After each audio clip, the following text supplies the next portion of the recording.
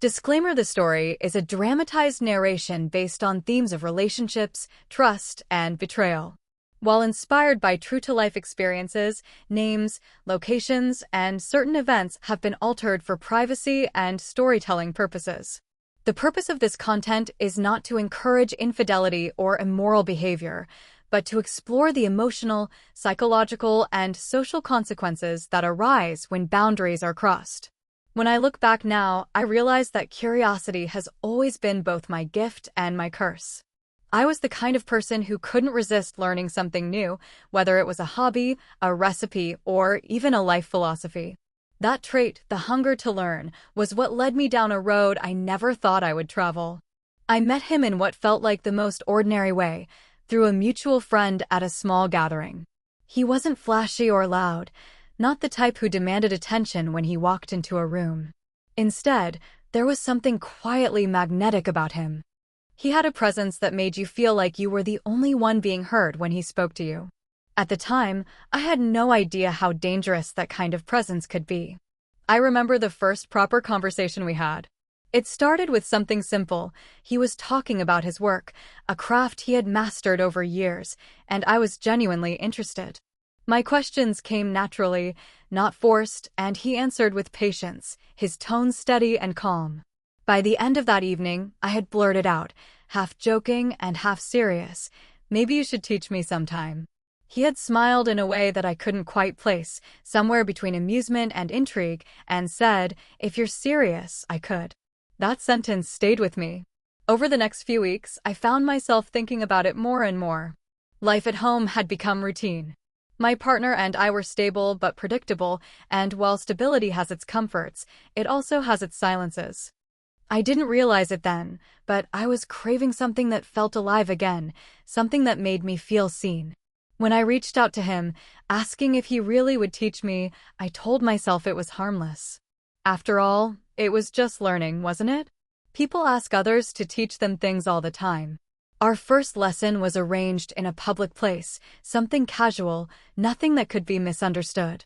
And at first, that's truly all it was. He explained things with a kind of clarity that made me admire his mind as much as his skill.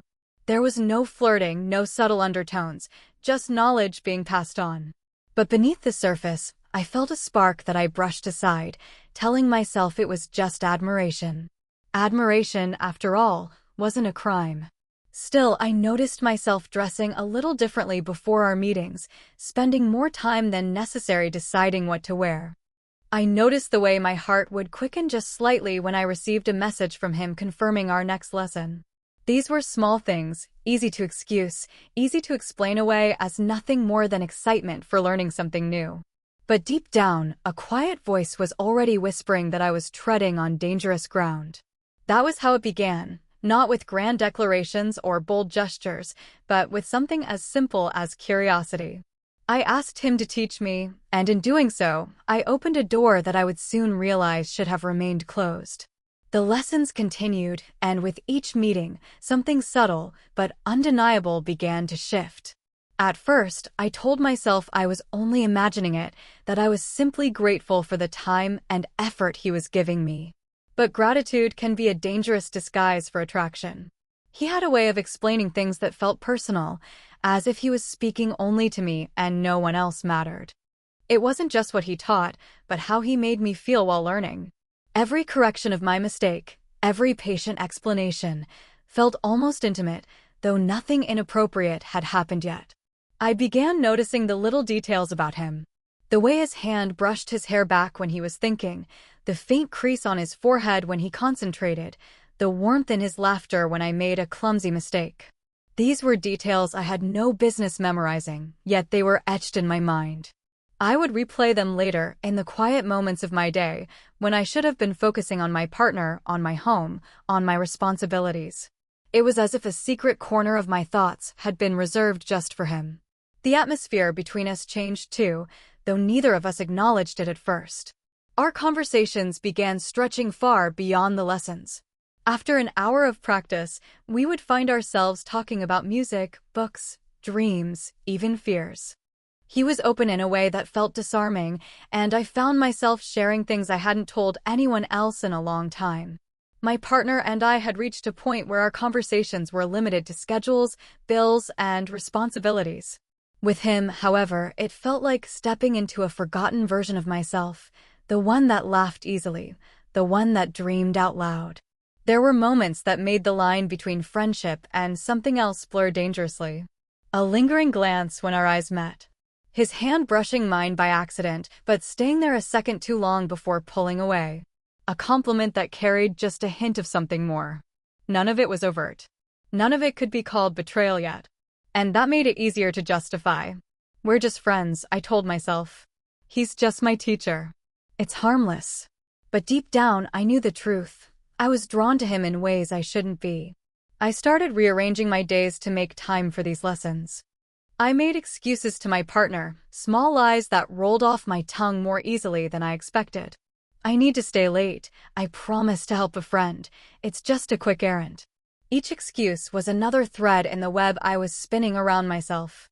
And with each thread, I felt the pull of something intoxicating, something I knew I shouldn't want but couldn't resist. What I didn't realize then was that bonds built in secrecy grow stronger, faster. Every shared smile, every unspoken understanding between us, was tying me closer to him. I wasn't just learning anymore. I was falling, and once you start falling, it's nearly impossible to stop. There is always a moment, the one you can never take back, that divides before and after. For me, that moment came on a night that should have been ordinary. We had finished a lesson later than usual, the evening air heavy and quiet. He offered to walk me to my car, and I accepted, not thinking twice about it. But when we reached the car, neither of us moved to say goodbye. We just stood there, caught in a silence that was thick with everything unspoken. His eyes held mine longer than they should have, and I felt a rush of heat in my chest, a thundering in my pulse that I couldn't ignore. I don't even remember who leaned in first. Maybe it was me, maybe it was him. All I know is that suddenly, our lips were touching and the world tilted on its axis. It wasn't planned, it wasn't discussed, it just happened. A kiss. A simple act, yet it carried the weight of betrayal, the shattering of promises I had once made. The instant it ended, my mind erupted in chaos. I pulled back, breathless, whispering, "We can't," but my body betrayed me, aching to close the distance again. He didn't push, didn't demand, just looked at me with a softness that made it even harder to resist. That night, I told myself it was a mistake, a slip of judgment, something we could move past if we both chose to. But deep down, I already knew the truth. Once a line has been crossed, it's nearly impossible to redraw it. The memory of his lips lingered in my thoughts, and the guilt I felt at home was suffocating. I avoided my partner's eyes, terrified that somehow he could read my thoughts, see the betrayal etched across my face. Yet, despite the guilt, I found myself craving that forbidden closeness again. It didn't take long before the kiss became something more. The next meeting was different. We were both hyper-aware, the air electric between us. When he touched my hand to adjust something, neither of us pulled away. When our shoulders brushed, it felt deliberate. And when the lesson ended, we didn't pretend to resist. This time, there were no excuses, no weak protests. What began as a kiss escalated into something far deeper, something that erased any illusion of innocence. We had crossed the line fully, and there was no going back. The secrecy added fuel to the fire. Every stolen moment carried a dangerous thrill, a rush that made me feel alive in ways I hadn't felt in years. I justified it to myself, telling lies that made the guilt bearable. It's not serious. It's just physical. I can stop anytime I want. But each justification was hollow, and deep down, I knew I was slipping further into something I couldn't control. That was the night everything changed. The night when curiosity and admiration became temptation, and temptation became action. I had asked him to teach me something, but what I was learning now wasn't a skill. It was how desire could strip away reason, how passion could make you betray everything you once thought was unshakable. Once the line had been crossed, secrecy became the air I breathed. It amazed me how quickly lying slipped into my daily routine, how easily I learned to disguise betrayal beneath a mask of normalcy. At home, I still smiled, cooked dinner, and asked about my partner's day, but underneath, I was calculating excuses, rehearsing alibis, and hiding evidence. My phone became both a lifeline and a threat. I guarded it like it held state secrets, deleting messages as quickly as they came, crafting stories for why I had to step outside to take a call. What shocked me most was how natural it became. The first lie left a bitter taste in my mouth, a heaviness in my chest that made me swear I'd never do it again. But then came the second, the third, the 10th. Each time it got easier, smoother, as if I was weaving a web around myself. At night, lying beside my partner, I would feel a pang of guilt so sharp it nearly took my breath away. Yet by morning, the guilt would fade, drowned out by the anticipation of the next meeting. He and I became experts in secrecy. We met in quiet places, sent coded messages, laughed at the absurdity of the double life we were creating. There was a thrill in it, a rush that made everything feel heightened and intense. Even something as small as sharing a private joke in public carried a dangerous edge, because we knew no one else could possibly understand. But what felt exhilarating also made me paranoid.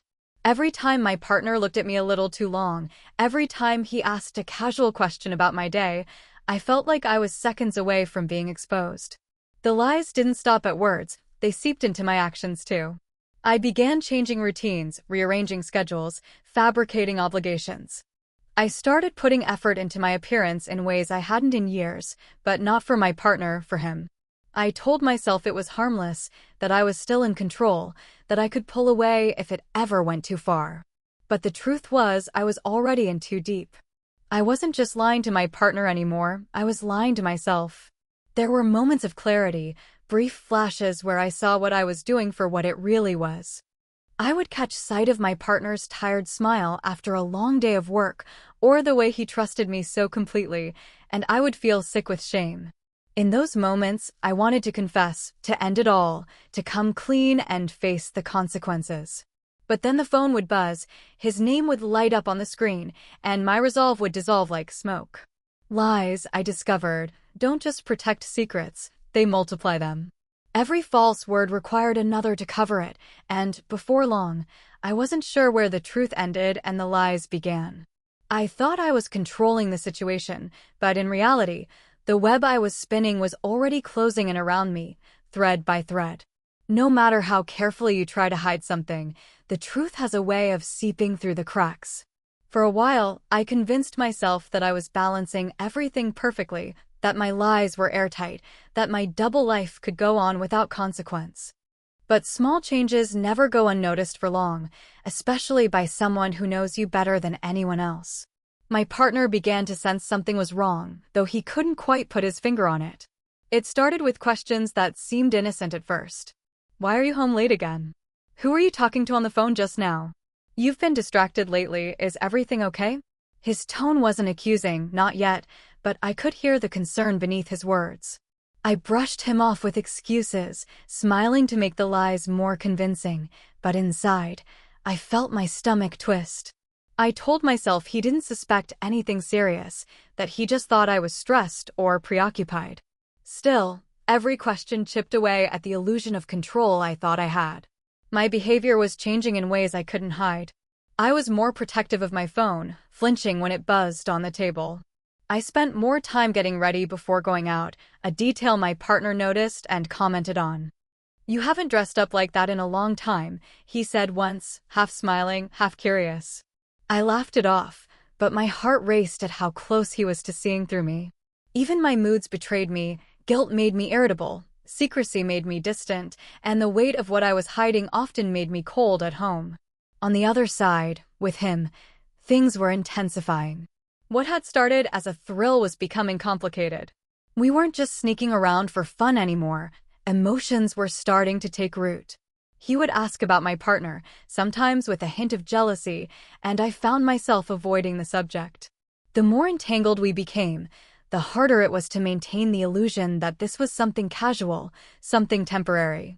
The truth was, I was leading two separate lives, and both were beginning to demand more of me than I could give.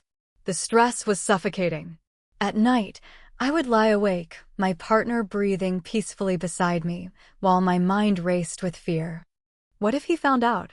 What if I slipped up? What if the whole fragile construct I'd built came crashing down? Sometimes I would even dream about it, my partner discovering the truth, his face twisted in hurt and betrayal, and I would wake up drenched in sweat, shaken to my core. But even those nightmares weren't enough to stop me. The pull of desire was stronger than the grip of guilt. The cracks in my life were becoming impossible to ignore. Conversations at home were tense, my lies were becoming more elaborate, and the pressure of maintaining both worlds was wearing me down. I knew it was only a matter of time before something gave way.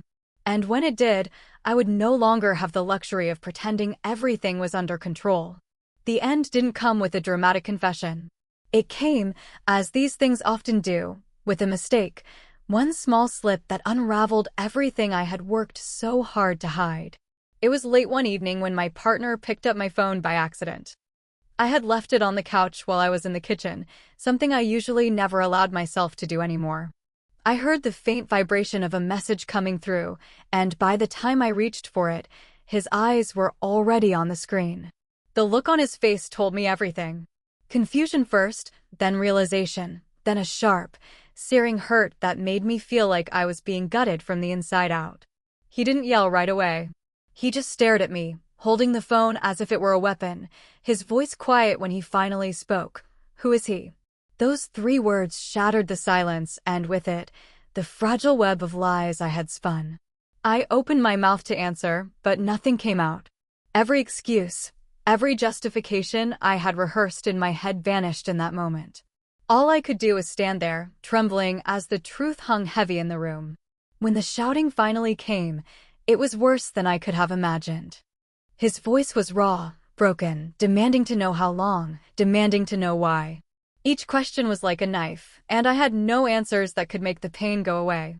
I tried to explain, to insist that it wasn't what it looked like, but the words felt hollow even to me. He had read enough, seen enough, to know the truth. I had betrayed him, and no amount of denial could change that. The confrontation stretched into hours, a storm of accusations, tears, and bitter silence.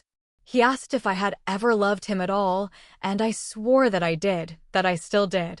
But love, once betrayed, doesn't sound like love anymore. It sounds like poison, like mockery. The man who had trusted me with his whole heart now looked at me like a stranger, like someone he didn't recognize. That night, I saw the full weight of what I had done. I saw the way his hands shook as he packed a bag, the way his shoulders slumped under the weight of heartbreak. He didn't slam the door when he left. He just walked out quietly, and that silence was louder than any scream. After he was gone, I sat alone in the wreckage of my choices. The house felt unbearably empty, the silence oppressive. I scrolled through my phone, staring at the messages that had led me here, realizing how something that felt so thrilling in secret could look so ugly in the light of day. The discovery wasn't just about being caught. It was about the mirror it held up to my face, forcing me to see myself for who I had become. And the reflection staring back at me was someone I barely recognized, a liar, a betrayer, a person who had traded trust for temptation. The days that followed were a blur of silence and regret. My partner moved out almost immediately after that night, taking only what he needed, leaving behind the life we had built together. The absence of his presence was louder than any argument we had ever had, the empty chair at the dining table, the unmade side of the bed, the quiet mornings where his voice no longer filled the kitchen. Each empty space in the house was a reminder of what I had lost, and more importantly, of what I had destroyed with my own hands. At first, I reached for denial. I told myself that maybe, with time, things could be mended. I called him, texted him, begged for a chance to explain, to prove that I could change. But his replies, if they came at all, were short and final. "I can't do this anymore. You broke me." The words cut deeper than any silence could. I began to realize that some fractures can't be fixed, that some betrayals don't come with second chances. Meanwhile, the man I had risked everything for, the one who had seemed so intoxicating, suddenly felt like a stranger too. Our meetings, once electric, now carried a weight of shame that neither of us could ignore. Conversations became strained, filled with awkward pauses and unspoken guilt. Without the thrill of secrecy, there was nothing exciting left, only the harsh reality of what we had done. I found myself resenting him, resenting myself, resenting the choices that had led me here. The bond that once felt irresistible now felt suffocating, like chains I had willingly clasped around my own wrists. The consequences reached beyond the walls of my home. Friends noticed the change in me, some quietly pulling away, others confronting me with harsh truths I didn't want to hear. Trust, I learned, isn't just broken between two people, it ripples outward, touching everyone around them. My reputation, my stability, my sense of self, all of it was shaken. I became the woman people whispered about, the cautionary tale shared in hushed tones. Nights were the worst. Alone in the dark, I replayed everything in my mind, the first lesson, the first touch, the first lie. Each moment seemed so small at the time, so easy to dismiss. But added together, they had built a path that led straight to ruin. I thought about my partner's face that night, the devastation in his eyes, and it haunted me more than any nightmare ever could. The consequence of my actions wasn't just losing him, it was losing the version of myself I used to be. The person who was trusted, the person who was loved, the person who could look in the mirror without flinching. That version was gone, replaced by someone I barely recognized. And though I wanted desperately to turn back time, to undo the choices I had made, all I could do was live with the wreckage. Consequences, I realized, don't just punish you, they redefine you.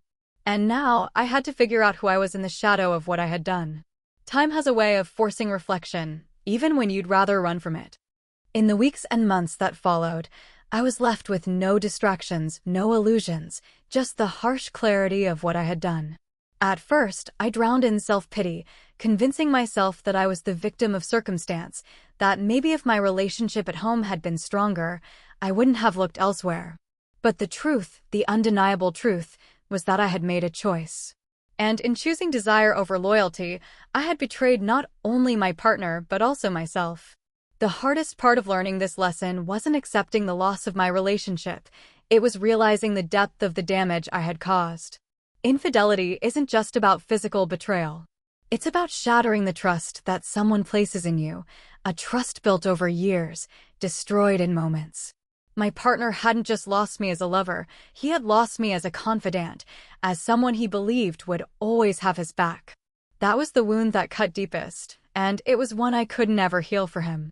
Looking back, I see the danger in the excuses I once made. I told myself it was harmless to ask for his time, harmless to keep talking late into the night, harmless to let a glance linger too long. But small steps matter. Every line crossed, no matter how thin, brings you closer to the edge. I thought I was strong enough to control it, that I could stop when I wanted. But the truth is, once you allow yourself to play with temptation, it will eventually consume you. I also learned that secrecy is a heavy burden to carry. At first, it felt thrilling, two lives running parallel, hidden from each other. But secrets always rot from the inside out. They erode your peace, twist your words, and make you a stranger in your own home. By the time the truth came out, I had already been living in ruins, even if I didn't realize it. If there's one thing I carry with me now, it's this: boundaries exist for a reason. They're not walls meant to confine us, but safeguards meant to protect what we value most. The moment I ignored those boundaries, I put everything I loved at risk, and I lost. This story isn't one I share with pride. It's one I share as a warning. Curiosity, admiration, desire, these are human feelings, but they don't excuse betrayal. If you find yourself at that crossroads, staring at a choice that feels tempting but dangerous, I beg you to step back. Because the cost of giving in is far greater than the thrill of the moment. I asked him to teach me, and in a way, he did. But the lesson I carry now didn't come from what I thought I wanted to learn. It came from the aftermath, from the wreckage, from the scars left behind. And it's a lesson I will never forget. Once you go too far, you can never go back. 12.